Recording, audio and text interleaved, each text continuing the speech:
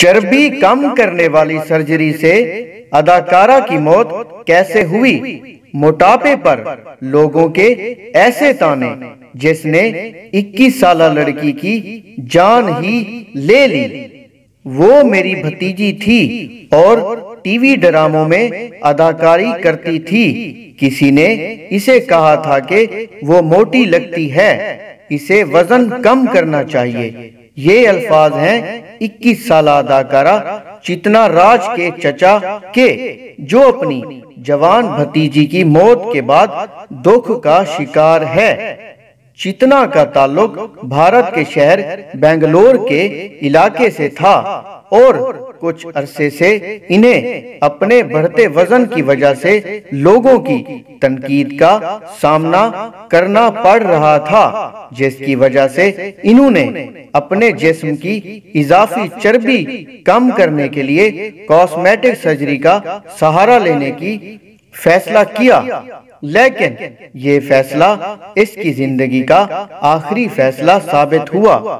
اداکارہ کے گھر والوں کا الزام ہے کہ ان کی بیٹی کی موت ہسپتال والوں کی لاپرواہی کی وجہ سے ہوئی، کیونکہ ہسپتال میں ICU نہیں تھا۔ چتنا کا آپریشن پیر کے دن کیا گیا، جس کے بعد ان کو سانس لینے میں دشواری کا سامنا کرنا پڑا۔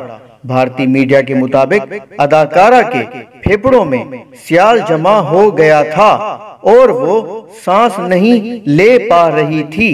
اگر ICU موجود ہوتا تو شاید ان کی جان بچائی جا سکتی تھی، لیکن ICU کی عدم دستیابی کی وجہ سے انہیں ایک دوسرے ہسپتال لے جانا پڑا، جہاں پہنچتے ہی ڈاکٹروں نے انہیں مردہ قرار دے دیا۔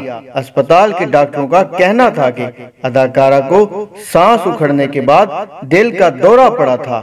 اگر انہیں پہلے ہسپتال پہنچایا گیا ہوتا تو ان کی جان بچائی جا سکتی تھی، تاہم ہسپتال پہنچنے کے 45 منٹ بعد تک ان کی سانس بحال کرنے کی کوشش کی گئی، جس کے باوجود وہ جان بر نہ ہو سکی۔